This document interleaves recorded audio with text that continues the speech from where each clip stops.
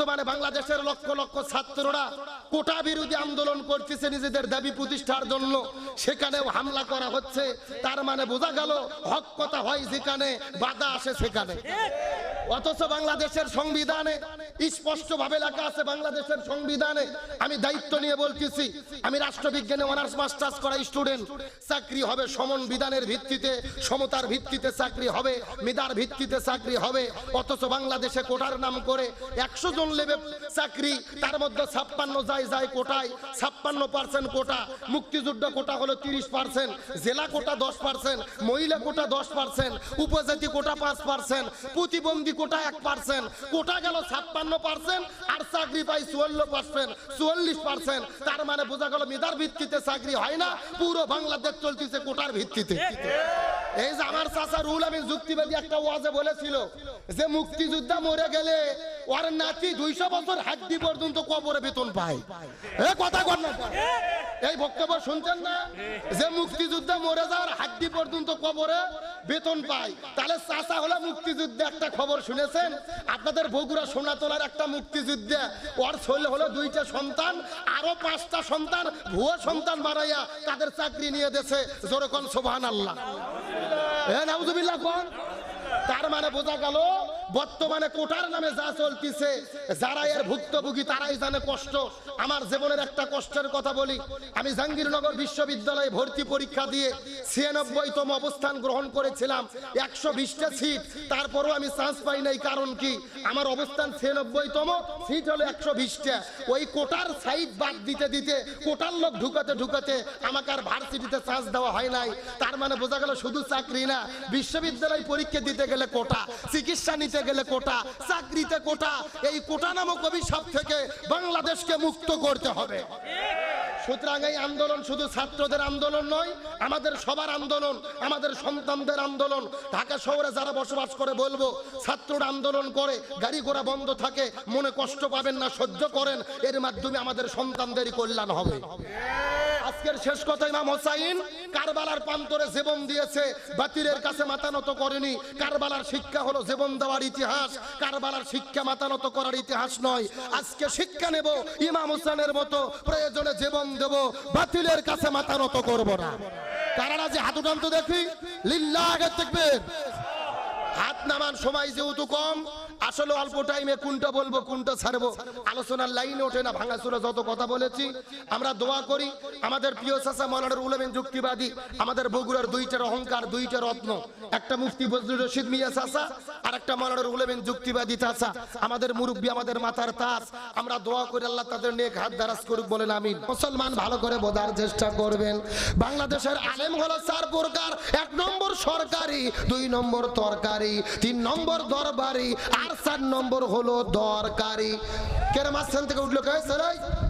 এই ভাইকে না না না, ফিরাউনের কথা শুনে ওটা তো লক্ষণ ভালো না। কি পানি খাবে? পানি খেয়ে পেশাব করে যদি জাগার মাল জাগাত ফেরত আসে তাহলে মনে করবেন ঠিক আছে, আর না আসলে মনে করবেন ভেজাল আছে। এ কথা কর না কা, ও উঠলে অন্য সময় উঠবে। ফিরাউনের কথা শুনে ওটা লক্ষণ, তাহলে চিৎকার করবেন আলেম কত প্রকার, আরো জোরে। 1 নম্বর হলো সরকারি, 2 নম্বর তরকারি, 3 নম্বর দরবারি, 4 নম্বর দরকারি। গভীর মনোযোগ দিয়ে বুঝবেন। এখন হয়তো আপনারা জিজ্ঞেস করে বলবেন, হুজুর এই 4 প্রকার আলেম কারা কারা বলেন তো দেখি। 1 নম্বর হলো বাংলাদেশের সরকারি হুজুর। এই সরকারি হুজুর কারা ভালো করে বুঝবেন। সরকার যদি বলে মাঠের মধ্যে নামাজ পড়া যাবে না, এরা বলে ঠিক আছে। মসজিদে জামাতে নামাজ পড়া যাবে না, এরা বলে ঠিক আছে। তার মানে উপর থেকে যেই সিদ্ধান্ত দেয় এরা ওটাকে সমর্থন করে। এই রকম সরকারি মার্কা হুজুর আছে না নাই? এ কথা কর না কে, শুধু এখন নয়, রাসূলের জামানা থেকে ছিল, কিয়ামত পর্যন্ত থাকবে। স্বার্থ অন্বেষণের জন্য, চাকরি পাওয়ার জন্য, চাকরি টিকানোর জন্য এরা জালেমের গোলামি করে। একেবারে কাছে বসে থুয়ে ফতুয়া মারতে যাইয়া বলে, মাননীয় প্রধানমন্ত্রী আপনি জান্নাতি। কথা কন না কে? মাননীয় প্রধানমন্ত্রী নিজেও চাইনি যে আমাকে জান্নাতি বলে সার্টিফিকেট দিক, তার কারণ জান্নাতের সার্টিফিকেট দেওয়া কারু কি কোনো সুযোগ আছে? কে রে ভাই, এটা কি মামুর বাড়ি খিচুড়ি 2 প্লেট বেশি করে খাইলেন? কে রে বাটপার, তুই তো জান্নাতে যাওয়ার গ্যারান্টি নাই, তুই আরেকজনকে জান্নাতি বলে গ্যারান্টি দিস, মানে এগুলো তেল আর পাম ছাড়া কিছু হতে পারে না। তাহলে চিৎকার করবেন, এগুলো কি হুজুর? সরকারি। আর 2 নম্বর হলো তরকারি। তরকারি মানে হলো খাওয়া হুজুর। জোরে বলেন কি হুজুর? মানে খাওয়া যেই দিকে ওরা সেই দিকে। ওদের মাদ্রাসায় সুদকুর যদি চাউল দান করে ওদের জান্নাতের টিকিট দিয়ে ছেড়ে দেয়। কথা কন না কা?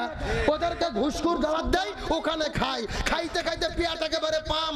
মহিলা মানুষ দেখলেও তো লজ্জা পায়, যে 9 মাসের গর্ভবতী ছিলাম তাও তো এত বড় পেট ছিল না। এ কথা কন। আর কিছু কিছু নেতা আছে এমন বড় পেট, কোলাকুলি করতে গেলে কোলাকুলি হয় না, বোকাবুকি হয় না, হয় পেটা পেটি। এ জোরে কন। তাহলে এরা হলো কি হুজুর? তরকারি। জোরে কন কি হুজুর? 1 নম্বর সরকারি, 2 নম্বর তরকারি, আর 3 নম্বর হলো দরবারি। জোরে বলেন কি বাড়ি? মানে এদের ধান্দা শুধু দরবার টিকেনো। ওদের দরবারে কে গরু হাদিয়ে দেয়, কে ছাগল হাদিয়ে দেয়, মুরিদদেরকে জান্নাতের কাগজ হাতত দিয়ে ছেড়ে দেয়। আর বাংলাদেশে যেই রকম দরবার ওই রকম জিকির আছে না নাই? আমি কি 2 একটা বলবো? আল্লাহর ওলি খাজা বাবা, বিশ্বের ওলি খাজা বাবা, হরি উরের কেবলা জাগান তোমার জন্য কান দে বাবা, লক্ষ জাকের কথা কন, কথা কন। 2 কান্দর 2 ফেরেশতা আছে না নাই? 2 ফেরেশতা কলম বার করে শুধু দাঁত দিয়ে কামড়াচ্ছে। আল্লাহ বলছে কে ফেরেশতা তোমরা কলম কামড়াও কেন? ফেরেশতারা বলতেছে আল্লাহ আমরা তো বুঝবার পারিনি, লিখবো কি? এ কথা কন না কে রে? কোরআন হাদিসে হো হা কোথা কুতি হোকা হুকি কোন জিকির আছে? কে রে তুই জিকির করবি ভালো করে কর, কোথা কুতি করিস কে? আছে না নাই? এই রকম দরবার বাংলাদেশের মধ্যে আছে না নাই? এ পাবনার সাথে মুসলমান গভীর মনোযোগ। এই যে আপনাদের পাবনা জেলা পার হলে বাংলাদেশে একটা জেলা আছে যার নাম হলো কুষ্টিয়া জেলা। জোরে বলেন নাম কি? এই কুষ্টিয়া জেলার মধ্যে একটা বাবা আছে যার নাম হলো বাবা লালন শাহ। আমি গত 4 বছর আগে লালন শাহর দরবারে গেছি। ওই জায়গায় যাওয়ার পরে লক্ষ্য করে দেখি একটা পাগলের মতো লোক বসে আছে, যার মাথার মধ্যে হলো জট, পরনে পরে আছে শট, আর শরীরে পাঠার মতো গন্ধ, কাজ দিয়ে যাওয়া যায় না। কথা কি বুঝতে পেরেছেন? আমি আস্তে করে যাওয়ার পরে লক্ষ্য করে দেখি কিছু মহিলা মানুষ যাওয়ার পরে ওই বাবার গাও ধরে টিপাটিপি করতেছে। এখন বলেন তো দেখি লক্ষণ ভালো না খারাপ? মেয়ে মানুষ যদি ছেলে মানুষের গায়ে হাত দেয় ওই ছেলে মানুষ কি ঠিক থাকতে পারবে? সব জায়গা যদি ঠিকও থাকে অন্তত একটা জায়গা ঠিক থাকবে না, যদি সে হিজড়া না হয়। এ যুবকেরা কথা বলো। আমি ডাকতে বললাম এ পাগল মহিলারা তোমরা কেন বাবার গাও ধরে টিপাটিপি করতেছো? তোমার কাছে জানতে চাই। আমাকে ডাকতে বলে হুজুর এই লোকটাকে পাগল বলবেন না, এই লোকটা হলো আল্লাহর ওলি। কিসের ওলি? পরীক্ষা করে দেখার দরকার আছে না নাই? আমি কিছুক্ষণ পরে লক্ষ্য করে দেখলাম এই কথিত আল্লাহর ওলিটা পেশাব করার জন্য গেল, আমিও তার পেছনে পেছনে গেলাম। যাওয়ার পরে লক্ষ্য করে দেখি বাবা পেশাব করেছে, কিন্তু পেশাব করার পরে পানি ব্যবহার করে। লক্ষণ ভালো না খারাপ? আমি আস্তে করে যাওয়ার পরে ডাকতে বললাম বাবা আপনি পেশাব করলেন, পানি কেন ব্যবহার করলেন না জানতে চাই। আমাকে ডাকতে বলে হুজুর আপনি শরীয়তের হুজুর, মারেফত বুঝবেন না। আমি বলে শরীয়তের হুজুর, মারেফত